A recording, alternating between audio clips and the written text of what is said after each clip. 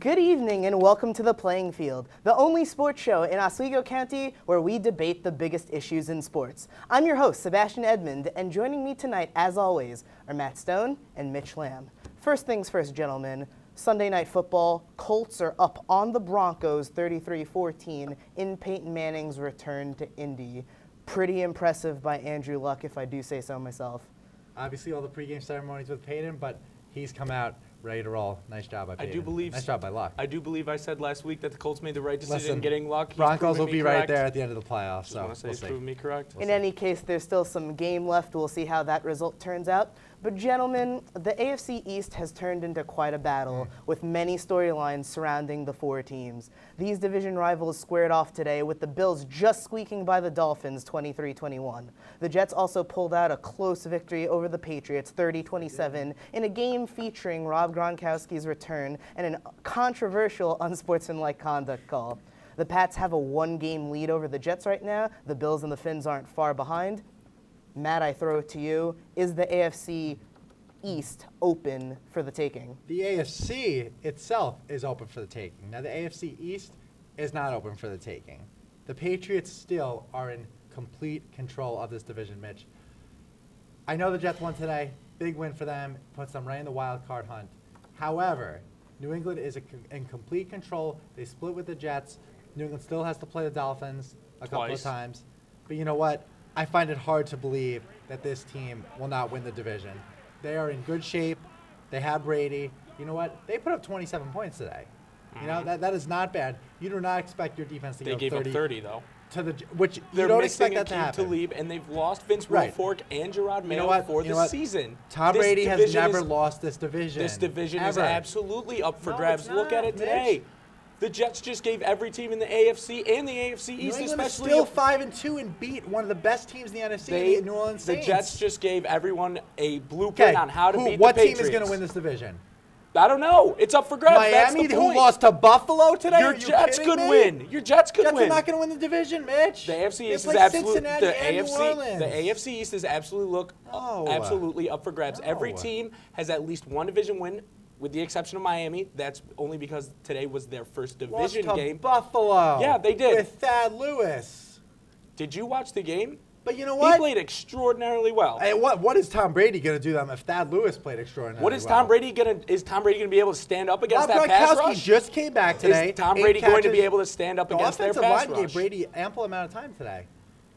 Really? Are you sure? That vaunted front four that we hear about from the Jets didn't get in there a couple times? No Amendola and Gronkowski Rusty coming off. This division is up for grabs. Miami showed promise today. Buffalo showed promise. Miami showed promise against the Buffalo Bills. They got down 14-7 early and came back and were in the lead until the last field goal right there that you see. If Miami wants to make the playoffs, that is a game that they must win. You need to stop thinking with your head, stop being a homer, and realize I am thinking with my head. Isn't that good? 3-0, now you're 3-3. You're right. It's a 3-game schneid for the Dolphins, and they will get off. This division is up for grabs. You can't lose to the Bills if you want to make the playoffs or win the AFC East. In any case, guys, the stats would say, and history would probably say, that the Patriots are favorite to win. It's probably their division to lose.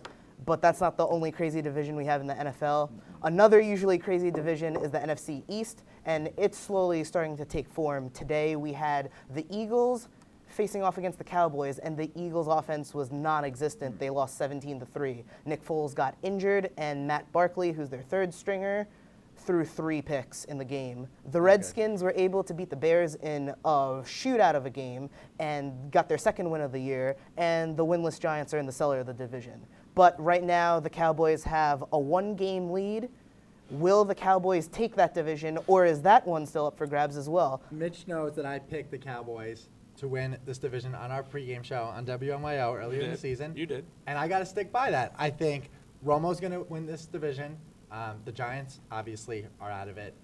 I think, obviously, the Eagles showed today that they are not capable of competing with Dallas. And I think the slow start for Washington's really going to hurt them. Now, RG3, they put up 45 points against Chicago today and get a win. Helps them that Jay Cutler got injured. I just think they're too far back. I think Dallas, this is their year. Des Bryant has emerged as maybe the best wide receiver in all of the NFL. Definitely the NFC, in my opinion. Big words. But you know what? This team is primed to win the division. I picked them to go to the NFC Championship. You did. Don't let me down, Dallas. They're going to win this division. My preseason pick looked a little shoddy to begin with, but they turn it around. Washington Redskins. I'm going to hop on that bandwagon before it starts. Look, they get a relatively easy schedule for the rest of the year, coming up against San Diego, Philly, the Giants twice, Dallas.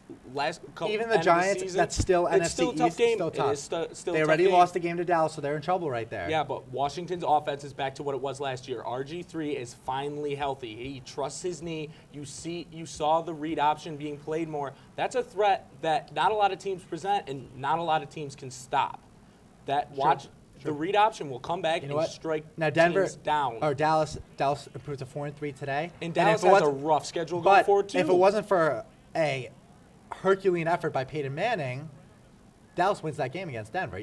I mean, Romo did everything he could. He put up 48 points. Or Romo doesn't throw No, that pick. I knew you were going to say that. But he did throw the interception. He put up 48 points in a National Football League but game. when it mattered most, he had a Romo-type He threw play. one pick. Peyton threw a pick earlier in the game. And it didn't bite his team. Romo has a history of throwing interception or having costly turnovers when it matters the most. And look, history repeated itself. He did it against Denver. You're right. He had a fantastic game, best game of his career, but everyone's only going to talk about that interception because it's what he does. But you know and what? I expect more of the same. Is it fair that they talked about that? No, honestly, it's not, but it's what he does. It's his enigma that he will carry. That's what he does.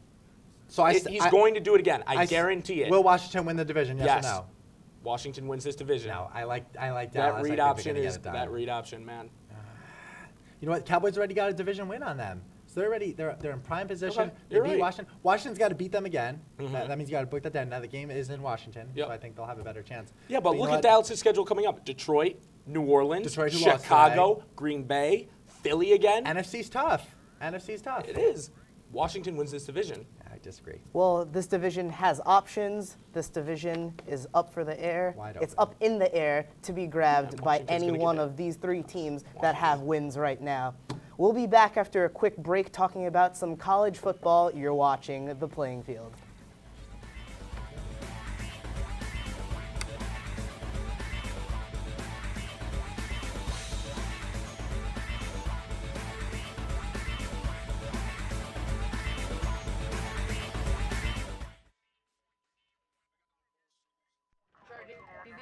Shocking. Is it real all the time? Just had a few drinks. Just can't be happening. Are we clear? Clear. We're just buzzed. Just buzzed. You didn't tell us that, sir. You're right. This isn't happening. You'll be fine. I feel good. Really? No, not really. Buzz driving. Maybe we should stop acting like it's no big deal. Shocking. Attention students and faculty. Avery Rental Properties is now renting for the next school year. Avery accommodates all group sizes, small or large.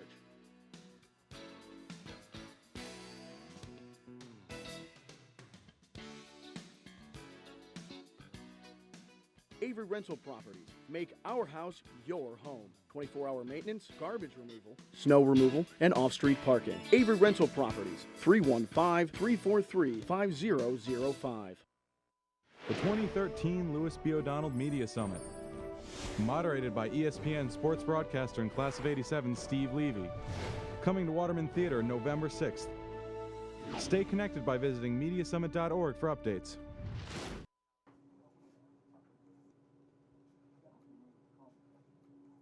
Oh, did you know that the shower uses about 7 gallons of water a minute? I did not. Wow, that's crazy. Speaking of which, I gotta go shower now.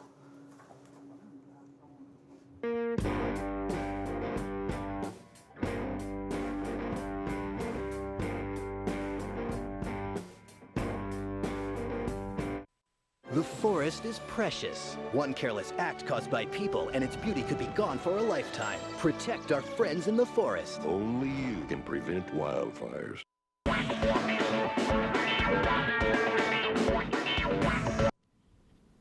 And welcome back to the show. Guys, in college football this season, there have been two dominant frontrunners for the national title game, Alabama and Oregon. The Tide shut out Arkansas yesterday, and Oregon put up 62 on Washington State in their victory. In the most recent BCS standings, however, Florida State has surpassed the Ducks for the number 2 spot.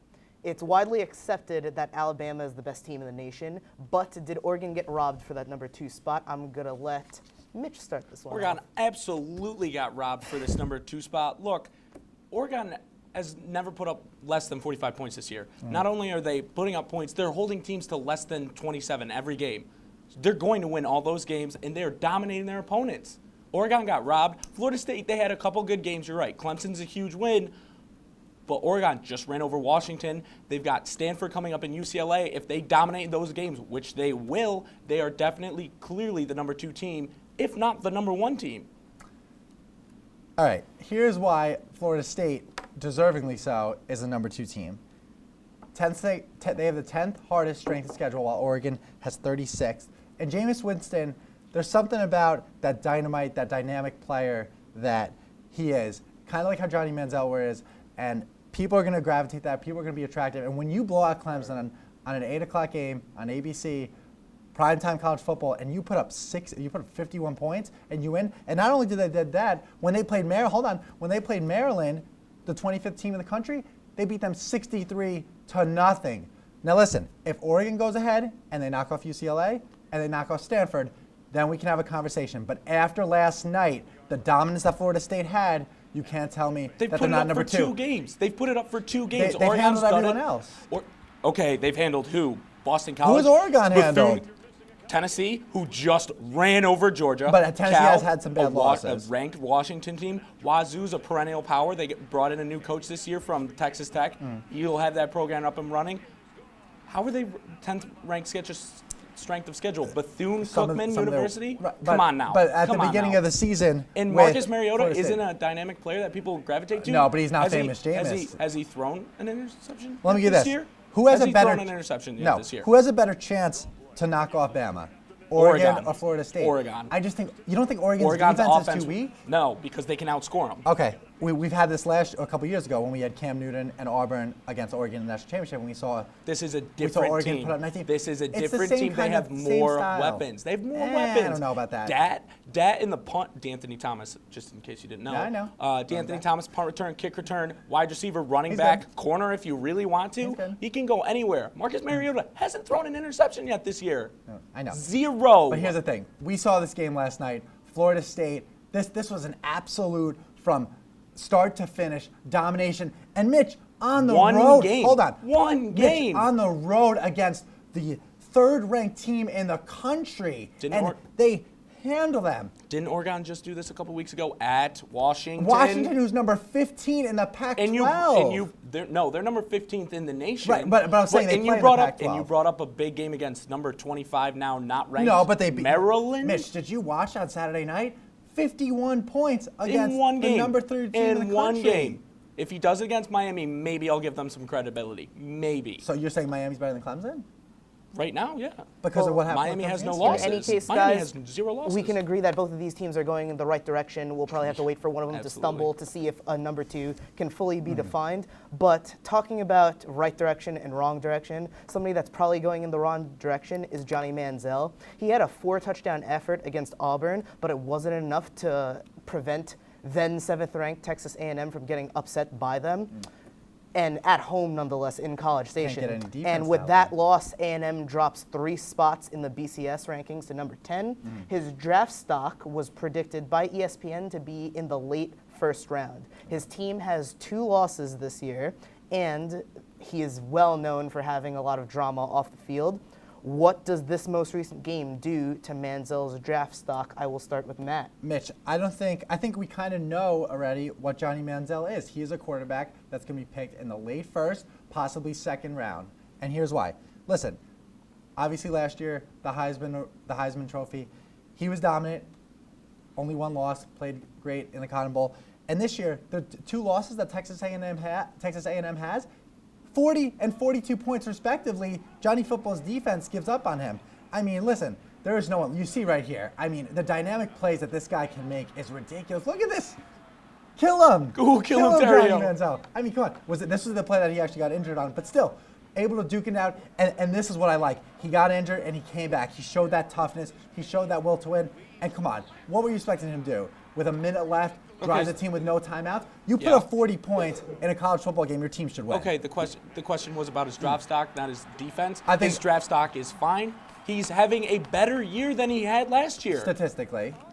That means he's having a better year. Just because his defense fails him, he can't do anything about it. His quarterback rating is up. His completion percentage is up to 73%. That means he's completing 3 out of 4 he's a passes. High-profile second-round Well, pick. guys, in any he's case, going in the first round. In any case, Who's there's better than him? a lot of things to take into consideration. We're going to be switching up topics when we come back from this quick break. You're watching The Playing Field on WTOP. Absolutely. He's doing this.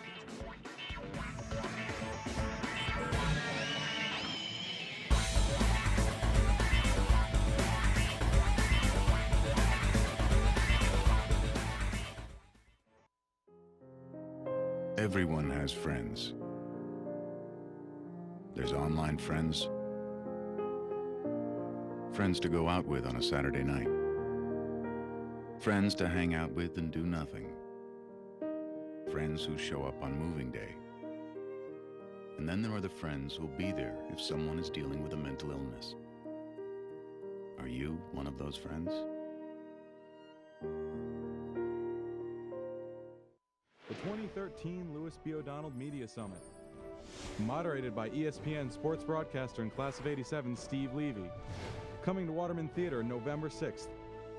Stay connected by visiting mediasummit.org for updates.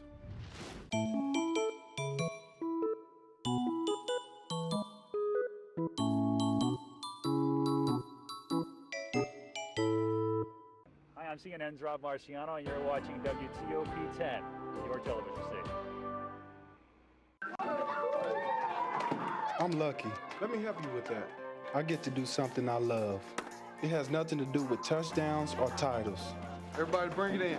I get to play a part in the life of someone just starting out. How many of you think homework is just as important as teamwork? I help keep kids in school. Good. And that's the name of the game. My name is LaDainian Thomason. I don't just wear the shirt, I live it. Give, advocate, volunteer. Live United. Hi, I'm Al Roker, class of '76, Oswego State University. You're watching WTOP, Channel 10. We didn't have this when I was in school. We just had radio and smoke signals. Attention students and faculty. Avery Rental Properties is now renting for the next school year. Avery accommodates all group sizes, small or large.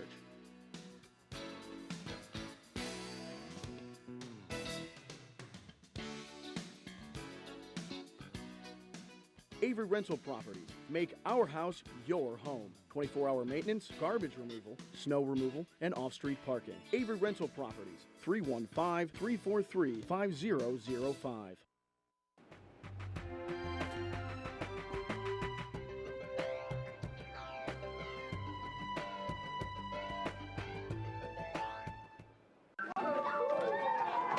I'm lucky. Let me help you with that. I get to do something I love. It has nothing to do with touchdowns or titles. Everybody bring it in. I get to play a part in the life of someone just starting out. How many of you think homework is just as important as teamwork? I help keep kids in school. Good. And that's the name of the game. My name is LaDainian Thomason. I don't just work.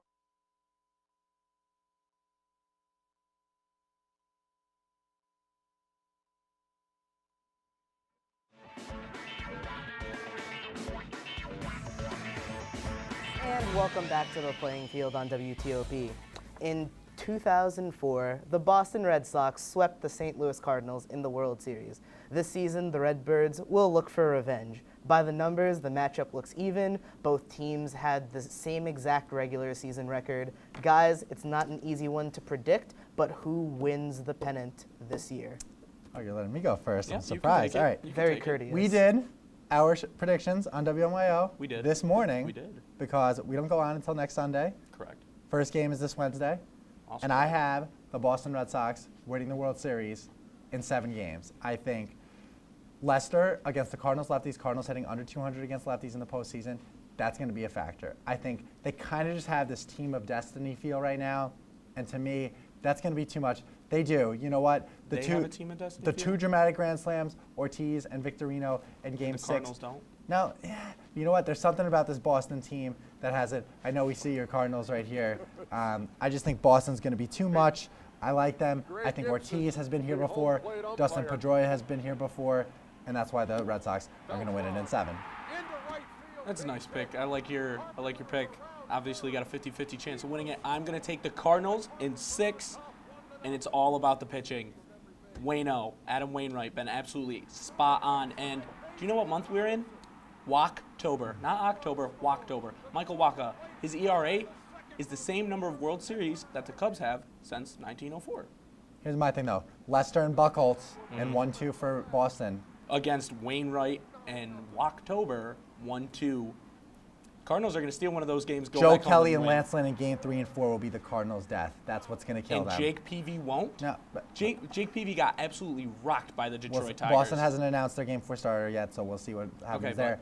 Chances are it's going to be Jake Peavy. Are you bringing Lester back on short rest?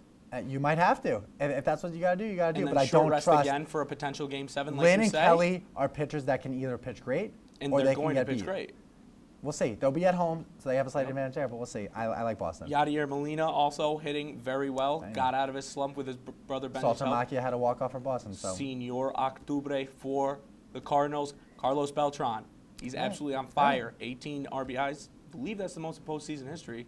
Wacha's still a rookie. And he's pitched almost 2 perfect games. Sticking with the topic, the Red Sox are fortunate enough to have home field advantage in this series. It's going to be a 2-3-2. It starts this Wednesday, like you brought up, and both teams have had their defining moments at home, including the amazing pitching and the drama in late innings of the Cardinals, as well as these 2 amazing grand slams from the Boston Red Sox. Will home field advantage be a factor in this last series of the 2013 MLB season? There are years where I don't think it matters that much. The year that Philadelphia played Tampa Bay, I don't think it played a huge factor just because of those 2 type of ballparks.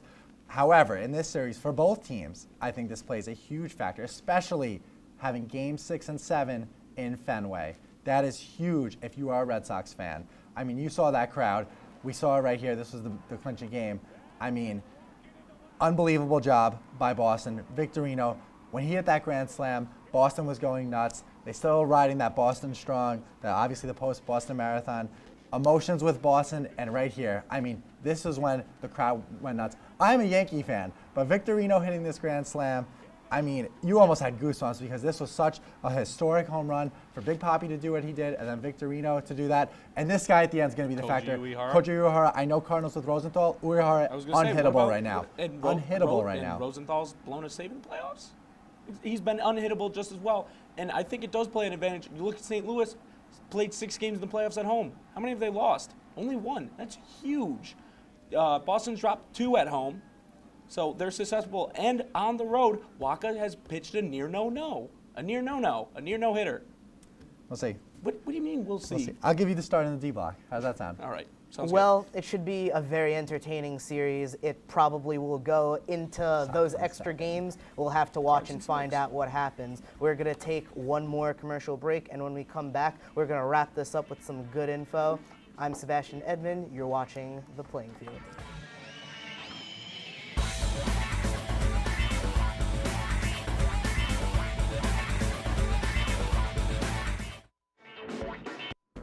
A survey done by the Lifestyle Center found that 58.2% of Studio Oswego students believe that the typical student consumes alcohol daily. In actuality, it's only 0.7%. Hey, did you want to come out to that party with us tonight? No, thanks, I'm good.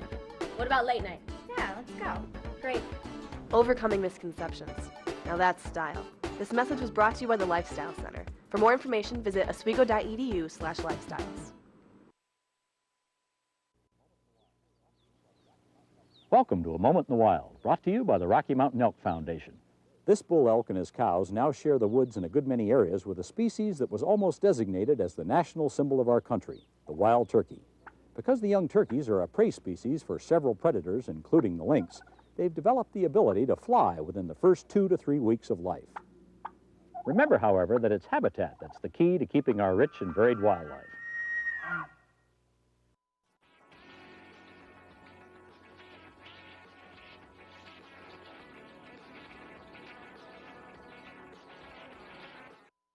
The 2013 Louis B. O'Donnell Media Summit.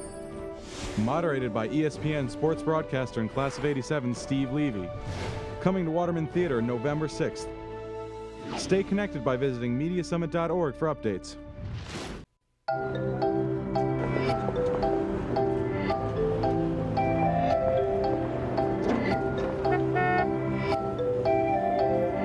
These things we count on every day started as ideas. Ideas from the minds of African Americans. Support minority education today so we don't miss out on the next big idea tomorrow. The United Negro College Fund. A mind is a terrible thing to waste. Hi, I'm CNN's Rob Marciano, and you're watching WTOP 10, your television station. Attention students and faculty. Avery Rental Properties is now renting for the next school year. Avery accommodates all group sizes, small or large.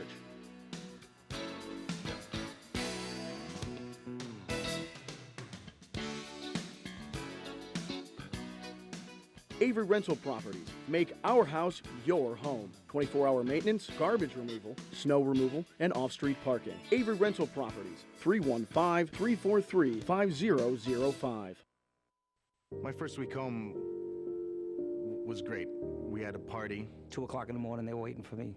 My niece was waiting for me at the airport with a sign. There was a huge sign across my front house, and it said, "Welcome home, Megan." They lifted me up on their shoulders, and the first week back, people just said thank you. A new generation of veterans is coming home. Make a difference for them at welcomebackveterans.org. The 2013 Louis B. O'Donnell Media Summit. Moderated by ESPN sports broadcaster and class of '87 Steve Levy. Coming to Waterman Theater November 6th. Stay connected by visiting mediasummit.org for updates.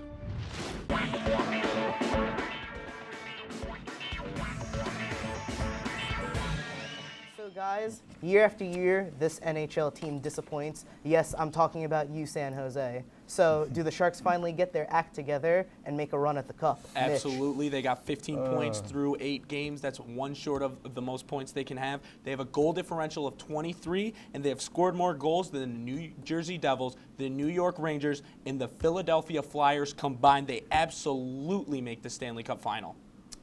There's a team out west named the Colorado Avalanche, and they will be the reason why San Jose does not reach the Stanley Cup. This team is playing great right now, and you know what? I think in a 7-game series, San Jose is not going to be enough. Absolutely they have enough. What do you mean they have enough? Hurdle is on fire. Their rookie, at one point, he had more goals than the whole Buffalo Sabres team combined. This team is the equivalent of the Dallas Cowboys in the NFL. No, they Yes? propel over Well, the top this year and make it. Guys, let's say we have some fun. Talk a little bit about all sorts of sports. Let's do some I'm rapid nervous. fire. I love Monday it. Night Football, Vikings-Giants, who wins? Vikings. G-men. Current AP front huge runner for the NFL MVP? Peyton Manning. I think tonight with Peyton losing, He's still having a record-breaking give me season. Alex Smith and the undefeated Kansas City Chiefs. Grambling has some football issues, some controversy going on, and missing football games. Who's right in this situation, the players or the administration? Administration. No, the players are right. They're saying dirty helmets, not getting cleaned after games. Come on, this is Division I football. You can't have that. Our 3 New York teams, Rangers, Islanders, Sabres, who makes and who misses the playoffs? If any of those 3 teams, it's got to be the Rangers. They have the pieces Why? plus the goalie. Why? Pieces plus the goalie. They have Yeah, the yeah. offensive pieces and the goalie. Islanders, to me. Okay. Derrick Rose's comeback year, over under 20 points, 8 assists average. For the whole season? Whole season. Over. I'll take the over on the points, under on the assists. Robinson Cano, free agent. Where does he end up? How much money? New York pays him. Yeah, Yankees are going to pay him the probably 6-7 year range. We'll see how much he gets. Olympics coming up. Hockey gold medal winner in 2014. Canada. Over Russia. Red, white, and blue, USA. False. Speaking of international sports, World Cup winner in 2014. Oh my goodness. Europe has a historically bad run in South American tournaments. Look for Brazil and Argentina to make it to the final. No, I can't go against Spain. They're the favorite, like I'm never going to They're a get. European team. Well, guys, that's all the time that we have today on the playing field. For Matt Stone, Mitch Lamb, I'm Sebastian Edmond. Tune back here same time next week. Follow us on Twitter. Have a good one. This is the playing field.